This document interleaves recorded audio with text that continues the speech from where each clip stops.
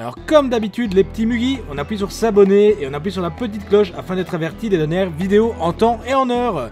Bon visionnage à tous. Alors je tiens avant tout à remercier Sylvain pour la nouvelle couverture qu'il m'a faite. Franchement on peut voir c'est vraiment du travail d'orfèvre et un travail de pro. Franchement un grand merci à lui, un grand merci à la communauté One Piece. Comme d'habitude le groupe Facebook sur lequel on peut demander énormément. C'est franchement un groupe super, donc le lien du groupe est dans la description. On n'oublie pas de rejoindre le groupe si on est sur Facebook les amis.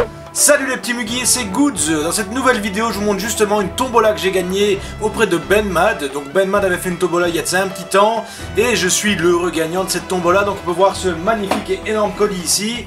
Et je vous montre justement le petit ticket porte-bonheur. Donc voilà, grâce à lui j'ai gagné. Super sympa à toi Ben Mad comme j'avais dit. Et je vous montre toutes ces reviews de figurines tout de suite. Alors comme on peut le voir, l'air de rien, il y avait quand même un sacré paquet de figurines à gagner. Même si les deux ici du dessus sont des fausses. Voilà, les deux ici sont des fausses. Mais à part ça, il avait prévu, donc pas de problème à ce sujet-là. Franchement, pour le prix, il y avait une super bonne affaire à faire. J'espère en tout cas qu'il fera des tombolas dans l'avenir. Parce que franchement, c'était une aubaine. Et je pense que celui qui avait gagné, si ce n'est moi, forcément, vu que je suis déjà très heureux de gagner, mais l'autre personne qui aurait gagné, forcément, il aurait été super content. Parce que pour le lot et pour le prix qu'on a payé, c'était franchement une super bonne occasion. Donc je vais vous faire une review de chaque figurine. Et je vais vous montrer un peu les choses à... Justement, comme j'avais expliqué dans ma dernière vidéo, avec les vraies des fausses figurines. Justement, je vais en faire un autre exemple ici pour vous montrer que c'est le cas à chaque fois. Alors on va commencer par les deux fausses figurines parce que justement elles ont moins de valeur à mes yeux. Alors déjà sur la boîte on peut voir que il n'y a pas de sticker de la Toei, il n'y a pas de sticker d'importation, les couleurs de la boîte sont pas très belles. Donc on peut déjà tout de suite remarquer que c'est une fausse. Voilà, il n'y a pas de sticker d'importation non plus.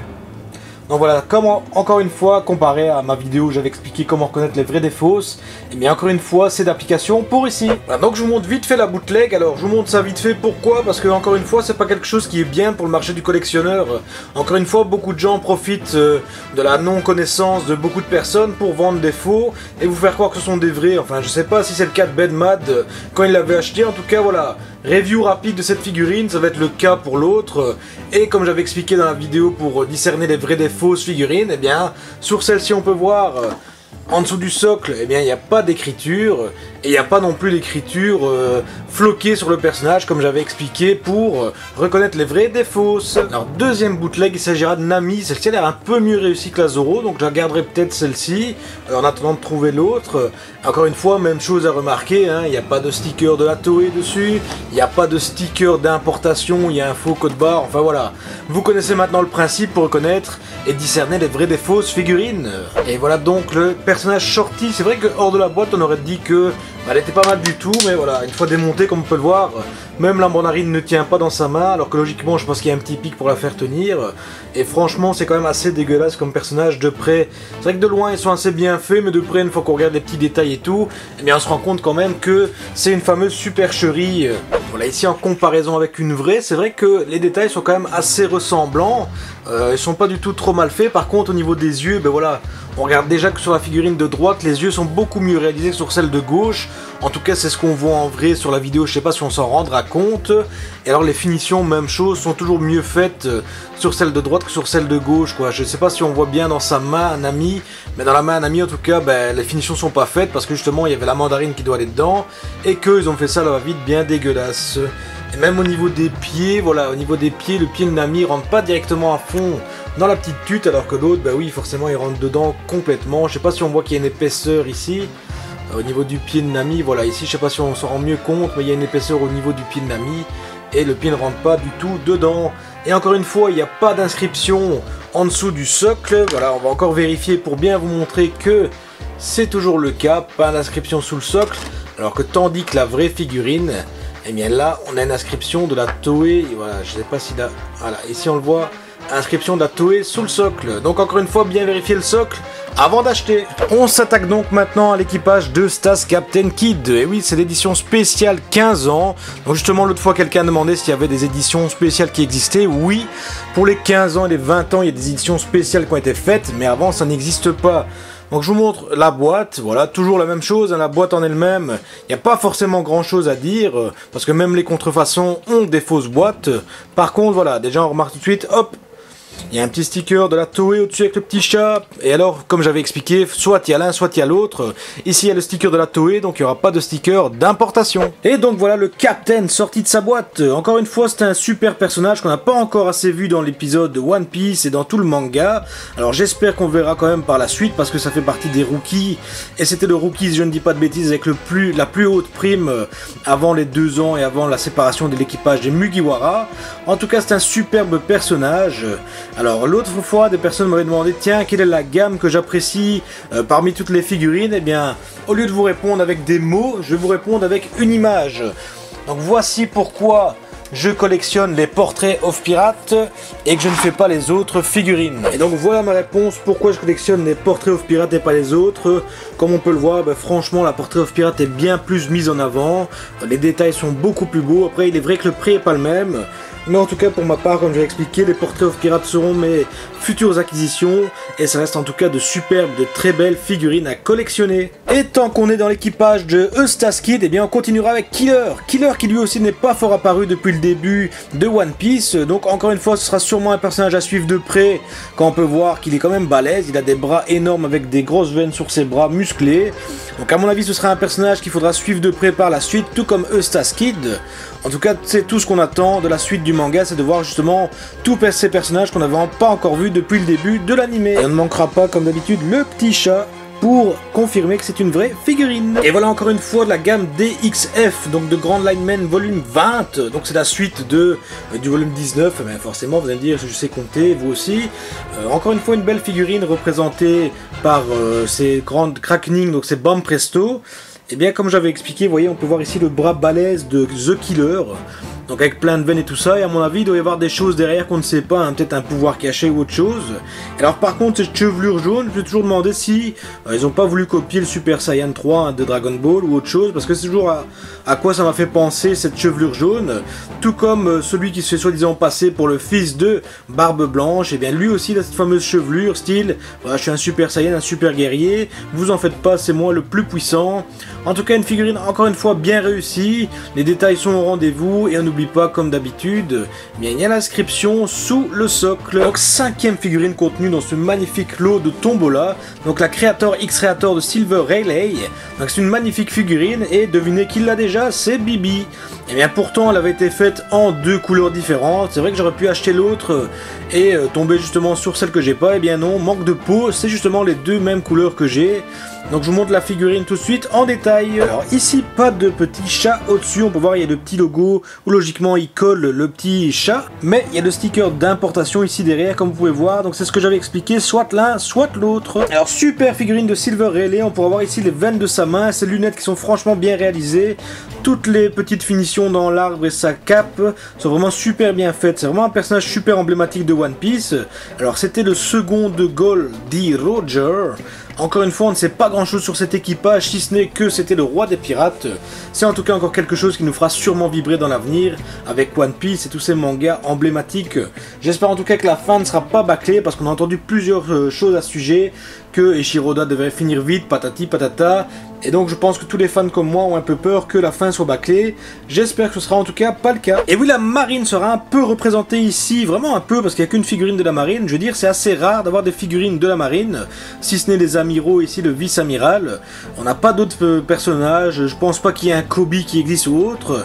Donc ça reste un smoker emblématique, parce que c'est le smoker d'après les 2 ans. Donc on voit qu'il a déjà changé physiquement, sa coupe de cheveux a changé, sa pose a changé. Ça reste déjà quelque chose de super. Donc comparé à l'autre smoker qu'on peut voir ici, il y a quand même une fameuse différence. Et c'est encore une fois un super personnage. Donc c'est la gamme des DXF, encore une fois la Grand Line volume 16. Donc Smoker, un personnage super emblématique pour moi de la marine. Alors il est souvent présent depuis le début du manga.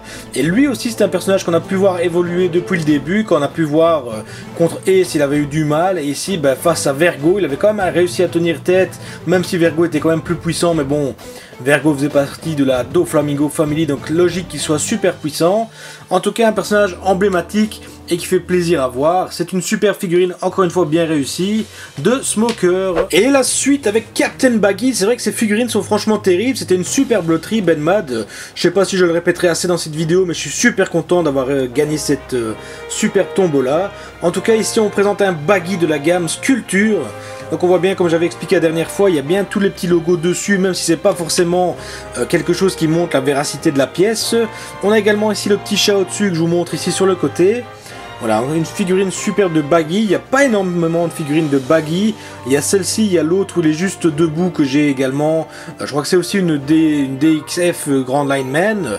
Alors voilà, comme on peut voir ici, il y avait d'autres figurines disponibles de One Piece. J'avais également la Eustace Kid que j'ai vendue. Les autres, je pense pas que je les ai. Si, j'ai la Nami en robe de mariée, j'ai la Zoro et j'ai la Paoli ici en dessous. Donc ce sont des super figurines à chaque fois. Et voilà donc la figurine de Baggy. Bah, franchement, elle est super impressionnante, la figurine de Baggy. Les sculptures m'impressionnent superbement.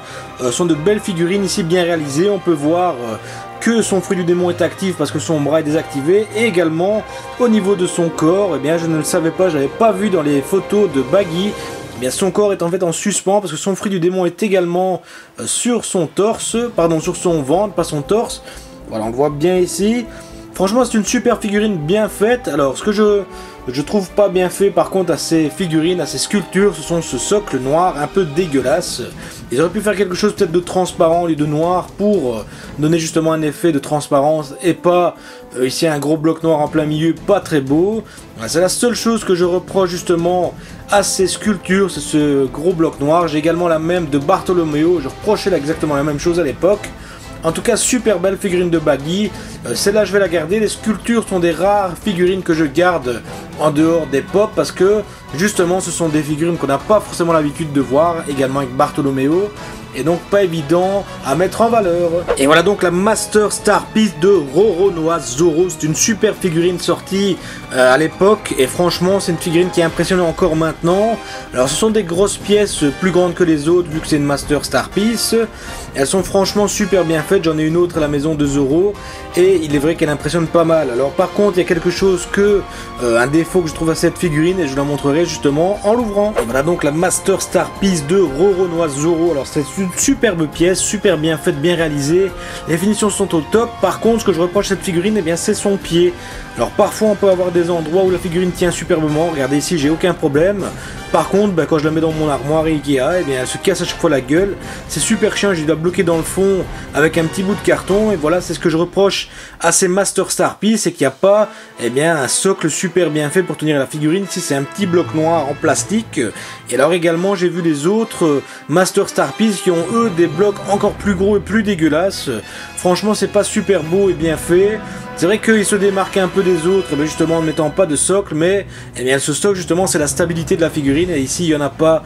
Donc c'est bien dommage pour cette figurine, mais encore une fois, superbe Master Star Piece de Roronoa Zoro. Et on finira donc cette tombola avec la Figuart Zero de Portogaz DS.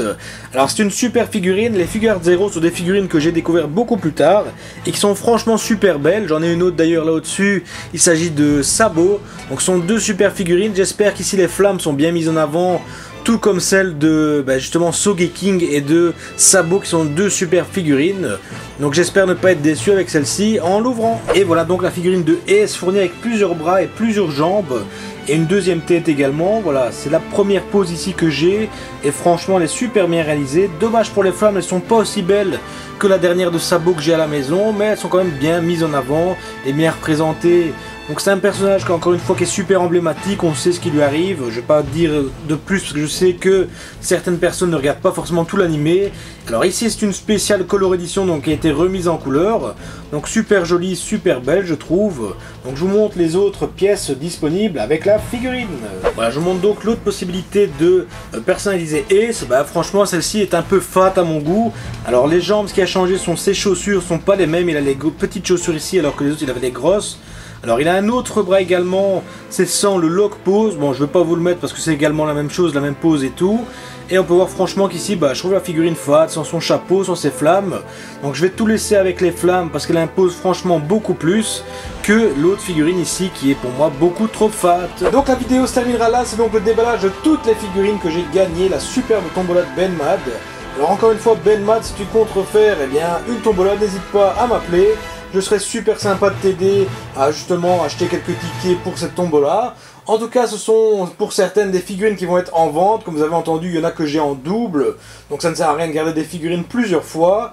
Moi, j'avais joué justement à la base pour d'autres figurines que j'appréciais. C'est vrai que pour le prix, j'ai réussi à avoir des figurines pour 15 balles, quoi. Donc des figurines que je n'ai pas, ça représente à peu près rien du tout. Donc n'hésitez pas à rester sur la chaîne pour être au courant de la mise en vente des figurines.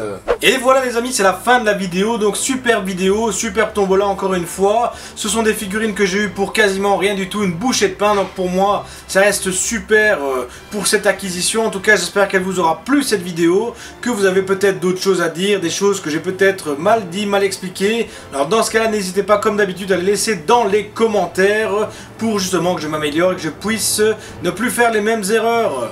En tout cas les amis, on vous retrouve comme d'habitude le mardi pour le gaming et le vendredi pour la vidéo. Alors logiquement il va y avoir l'e-tech box.